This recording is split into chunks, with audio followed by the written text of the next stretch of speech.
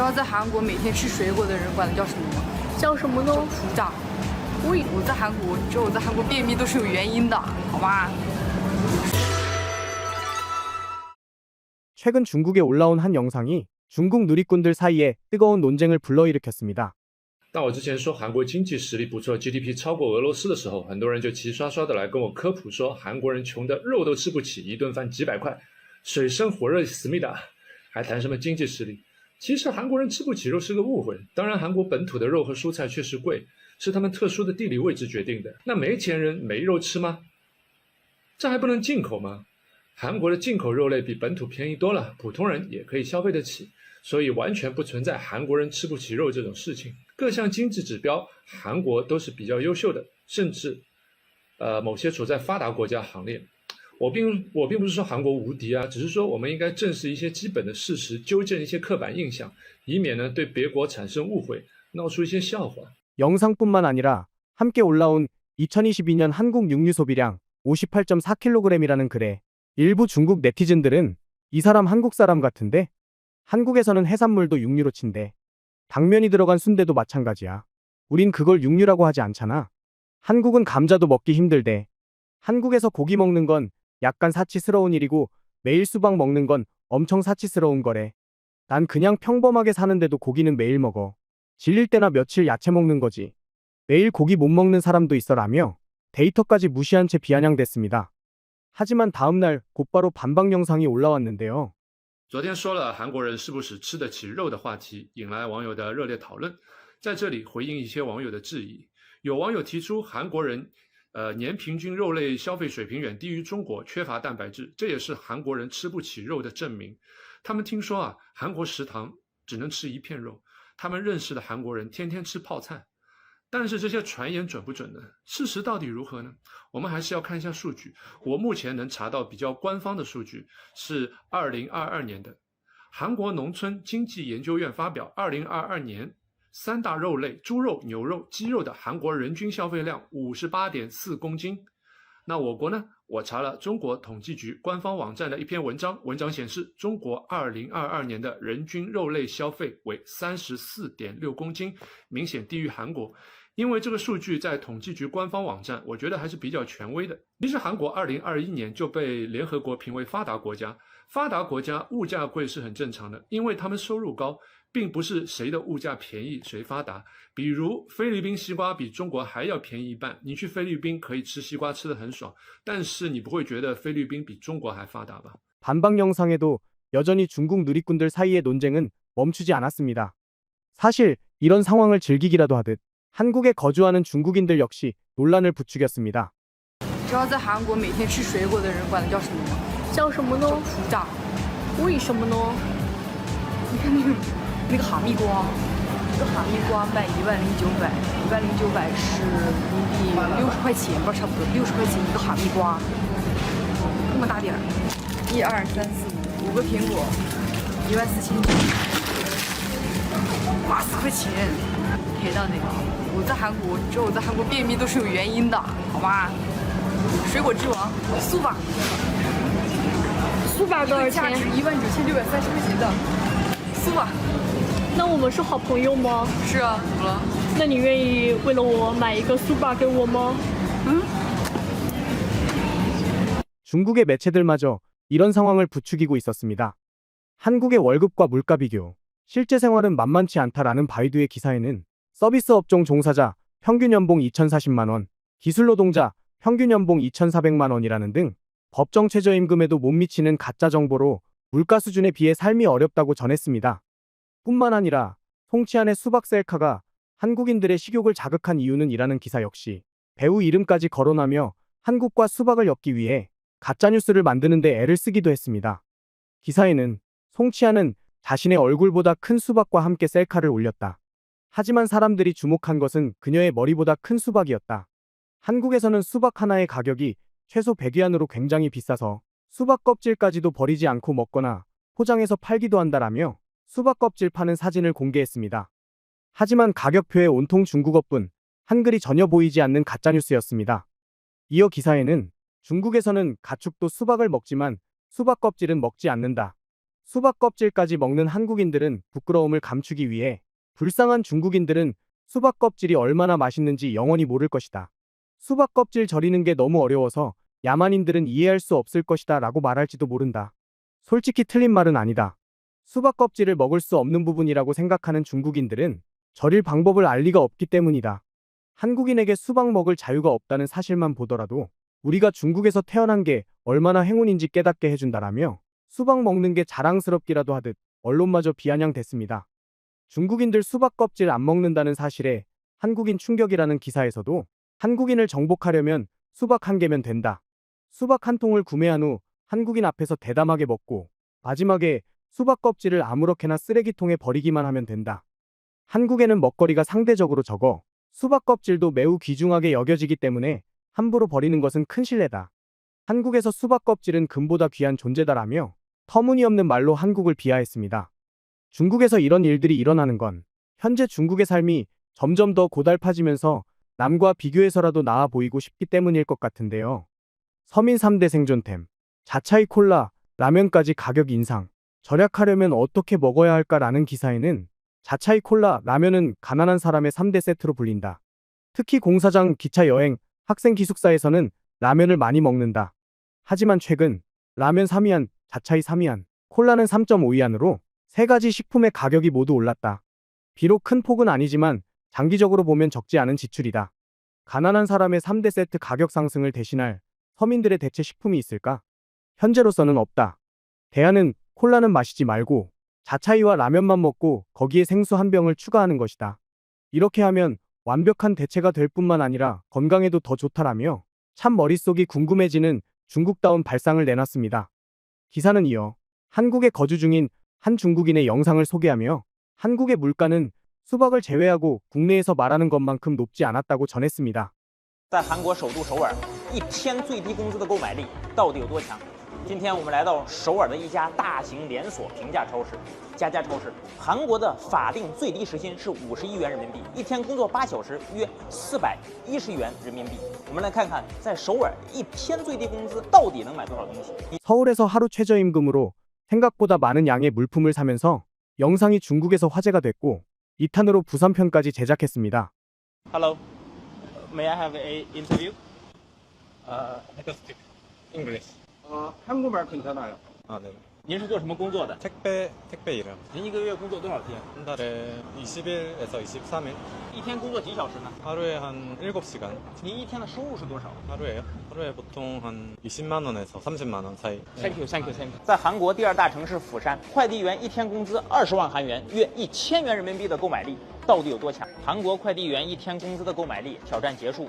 这是买了这整整一车肉蛋奶蔬菜水果米面油全部都买了，现在还剩大约100元。这是我唯一一次挑战没把钱给花完。韩国快递员一天工资的购买力：600克五花肉，10个黑虎虾，2斤鸡肉，2条小黄鱼，30个鸡蛋，2升纯牛奶，1小把辣椒，1个包菜，2份金针菇，3.6斤洋葱，5个红萝卜，7个大葱，12个猕猴桃，2斤樱桃，3斤香瓜，14斤西瓜，8个香蕉，1.6升食用油，15包泡面，20斤大米，还有100块钱没花光，购买力很强，爆赞。 한국이 어떻게 사는지 궁금해하는 중국인이 참 많아 보이는데요. 가짜 정보를 믿던 중국의 네티즌들은 한국의 진짜 모습에 과연 어떤 반응을 보였을까요? 지금부터 중국 누리꾼들의 생생한 반응을 살펴보겠습니다. 한국 택배기사는 하루 7시간 일하고 1,000위안 번다. 한국에서는 배달원이나 택배기사 월급이 가장 높아. 그쪽에서는 한 달에 260만 원 벌면 중산층이야. 틱톡 보면 중국이 여러 방면에서 이미 미국, 일본, 유럽 같은 선진국들을 넘어섰다고 해. 분명 중국이 세계 최고야. 애국심에는 죄가 없다. 그래도 팩트는 존중하자. 상하이에서 군고구마 하나 사는데 30위안 넘어서 SNS에 불평했더니 고향에선 내가 상하이에서 군고구마도 못 사 먹는다는 소문이 났어. 이런 영상은 많은 유튜버들한테 충격일 거야. 영상 더 많이 찍어주세요. 그럼 두 나라 사이 오해도 줄어들 거예요. 다른 사람들이 못 산다고 상상해봐야 자신이 더 나아지지는 않아. 뼈 때리시네. 홍콩도 고소득 고물가 지역이야. 육류, 채소, 과일 전부 본토보다 비싸. 근데 누가 홍콩을 가난하다고 생각해? 구매력 진짜 세네. 고기 가격도 국내랑 별 차이가 없어. 왜 10년 전쯤 한국 사람들이 중국에 단체로 왔는지, 지금은 태국을 좋아하는지 이제야 이해가 돼. 초봉이 우리보다 몇 배는 높았으니까 중국에서 소비하는 게 더 이득이었겠어. 택배기사가 이미지 신경 좀 썼네. 잘생긴 건 아닌데 꽤 깔끔하고 단정해 보여. 7시간 일하면 나머지는 여유로우니까 당연히 깔끔하게 꾸밀 수도 있는 거겠지. 돈도 있고 여유도 있고. 여유가 있어야 꾸미지. 개처럼 지치면 무슨 마음으로 꾸미겠어? 내 하루 수입으로는 한국에서 돼지갈비 4근밖에 못 사. 이제 한국으로 이주하고 싶어하는 사람들 더 많아지겠네. 악의적인 비교. 당신은 중국 국민의 감정을 심각하게 훼손하고 있습니다. 가짜, 완전 가짜야. 나는 듣지 않아. 듣기 싫어. 내가 듣지 않으면 사실이 아니야. 예전엔 잘 몰랐는데 며칠 전에 최저임금 50위안이라는 뉴스 보고 나서 한국 수준을 알게 됐어. 이 정도 연봉이 보통 아냐? 10년 전에 한국 회사에서 화장실 청소하는 아주머니 월급도 이미 12,000위안 정도였어. 과일, 특히 수박 14근에 100위안은 너무 비싼데 다른 건 확실히 비싸지 않네. 한국 택배기사 하루 임금 구매력 정말 괜찮았어. 하루에 1,000위안 벌면 수박 하나에 100위안은 확실히 괜찮지. 우리는 개도국이니까 개도국이랑 비교해야 돼. 비교하니까 행복이 더 산산조각 났어. 진짜 영상은 적게 찍는 게 좋아. 특정 집단한테 공격받을 수도 있거든. 대부분 사람들은 자기가 보고 싶은 것만 보니까 그래. 예전엔 한국 사람들이 소고기 못 먹는다는 게 이해가 안 됐어. 결국 세계화 시대고 국내에 없으면 수입하면 되는 거니까. 아르헨티나 같은 데서 소고기가 부족하겠어? 이번 영상 보니까 확실히 알겠네. 생각할 필요도 없는 거였어. 당연히 가짜야. 환율도 조작할 수 있고 데이터도 바꿀 수 있지만 구매력은 안 되지. 선진국이 확실히 대단한 게 맞네. 비싸지 않아. 어차피 선진국이잖아. 어떤 블로거가 한국마트 둘러보는 영상을 봤는데 그때 본 고기랑 달걀, 우유 가격이 중국 1선 2선 도시랑 비슷했어. 과일은 좀 비쌌는데 엄청 비싼 정도는 아니었거든. 나 사는 데서는 과일도 먹기 힘들어. 그 블로거 영상 올린 것 때문에 계정 차단됐어. 오늘 영상은 여기까지입니다. 영상이 재미있었다면 구독과 좋아요로 응원해주세요. 시청해주셔서 감사합니다. 没想到第一个被紧急处理的不是涉事企业，问题食用油运到了哪里？ 중국에 역대급 식품 안전 사고가 터졌습니다. 2005년 화학물질을 사용해 만든 가짜 계란 사건부터 2011년 과다한 성장 촉진제를 사용해 수박이 폭발한 독성 수박 사건, 그리고 2012년 신발과 가방을 만들다 남은 가죽 폐기물에서 공업용 젤라틴을 추출해 약품 캡슐 젤리 요구르트 등을 만들었던 젤라틴 사건까지 중국에서는 잊을만 하면 한 번씩 대형 참사가 일어나는데요. 그 중에서도 중국의 여러 유제품 회사들이 멜라민이라는 화학물질을 분유에 첨가하여 갓난아이들의 목숨을 위협했던 2008년 멜라민 분유 사건은 중국 내에서도 손꼽히는 최악의 식품 안전사고였습니다. 하지만 최근 이 모든 사건을 압도하는 최악의 참사가 일어나면서 중국의 모든 먹거리에 비상이 걸렸습니다. 你就是送煤制油来的，这边你知道煤制油都干啥的？ 석유 배달 유조차가 배달을 마치고 어디론가 향했습니다. 那他拉白油啊？那家卖白油的。行吗？你也没洗。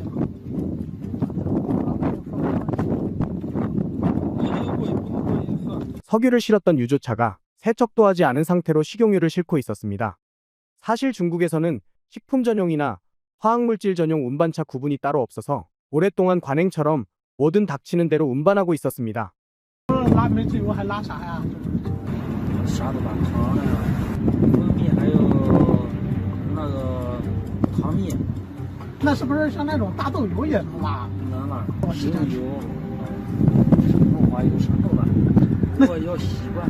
像说食用油的话，你要扔下去检查，外面必须洗得干干净净的。起子得多少钱？4-5万块钱。 하지만 세척을 감시하는 시스템은 사실상 있으나 마나했기 때문에 이런 엽기적인 상황이 벌어진 것인데요. 一般都不洗，就是看在那铁车那儿，看怎么说呢？你要它下棍儿，得洗；要不下棍儿，一般都不下，就是上去看看两个口就行，就把这两个口擦一下，规棍擦一下。小量不管，山上那边大碗。亮不亮罐呢？拍照片吧，自己拍，拍食用油字儿，把阀门拍照片让人家他不下班儿，不下班，看都不看，你就找几张干净照片给他瞅一眼就完事儿了。不管是不是今天照片都行。对，去过好几次都没见过我。他也不上去看吗？谁上去啊？没人上去，看也不怕呀，你怕啥？那个看着挺干净，你怕啥呀？对，这还有人跟人不散。人到微博弄干净，是能不如弄干净，你知道吗？它可以有绒，你知道吧？就怕可能我怕染货呀。对，没事儿，放心吧。有的是取样嘛，有的从上面，就是从上面出去，你从上边你放几桶，再连上去。这微波存一会儿好油，它那个白油轻，就是你转了以后呢，那个油也在上面。 규정대로 세척을 했어도 비난을 피하기 어려운 상황에 유조차 내부에 얼마나 많은 기름 찌꺼기가 나오는지 보여주는 영상까지 등장해 중국의 소비자들을 더욱 분노하게 만들었습니다. 도대체 어떤 사고방식으로 살고 있는 건지 도무지 이해가 가지 않는 상황인데요. 하지만 이해가 가지 않는 건 유조차 기사뿐만이 아니었습니다. 我们不验过，我们这正常就是要求可能是用食用油专用的，但是实际上这车到底是不是食用油专用呢？我们也没法去分辨。 식품회사 직원 마인드도 참 판타스틱한데요.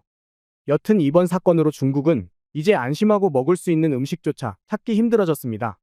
공업용 유조차의 식용유 혼합한 사건 조사, 기름 추적하고 관련자 책임 물을 것이라는 기사에는 판매자의 무책임한 행태로 유해물질이 섞인 혼합유가 시장에 유입되어 국민들의 식탁에 오르게 됐다.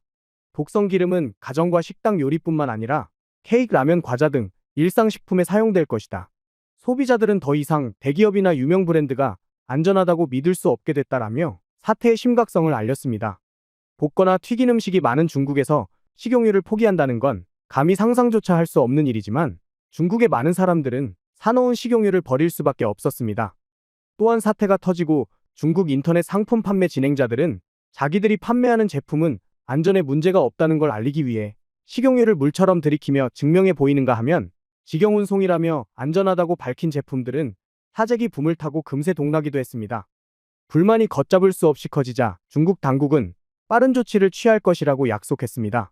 针对内地媒体反映的罐车运输食用油乱象问题，中国国务院食安办高度重视，组织国家发展改革委、公安部、交通运输部、市场监管总局、国家粮食和储备局等部门召开专题会议研究，成立联合调查组彻查食用油罐车运输环节的有关问题。 对于违法企业和相关责任人将依法严惩，绝不姑息。 하지만 중국은 역시 예상을 깨버리지 않았습니다. 여전히 문제의 식용유가 수거되지 않은 채 버젓이 마트에 진열돼 있었을 뿐만 아니라 인터넷 라이브 방송에서는 오늘 현재까지도 이번에 폭로된 영상의 상품이 팔리고 있었습니다. 来，我给大家做一下弹窗啊，我给大家做一下弹窗，好吧，现在的话，2号链接啊，这个是我们6.18升的非转基因的玉米胚芽油。 인터넷 방송을 지켜보던 중국의 네티즌들은 판매 중지 아니에요? 돈을 위해서라면 무슨 짓이든 하는구나. 진짜 양심 없다. 그 기름 너나 먹어라. 당신 가족들한테나 먹이세요. 자손 끊기길 바라는 사람은 얼른 사드세요. 공짜로 줘도 안 받아.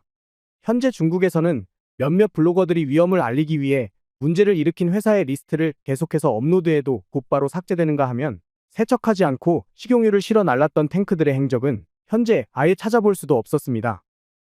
前脚刚有自媒体查到问题油罐车半年内的轨迹，后脚公开平台上油罐车轨迹查询功能就突然下架了，理由是货车定位功能升级维护当中。